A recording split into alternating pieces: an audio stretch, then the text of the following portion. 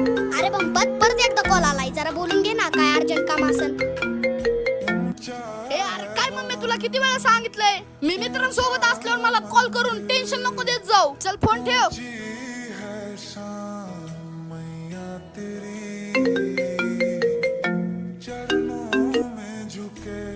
हे घे. आणि हा, तुझ्या गर्लफ्रेंडचा बी कॉल आला होता, मी तो कट केला.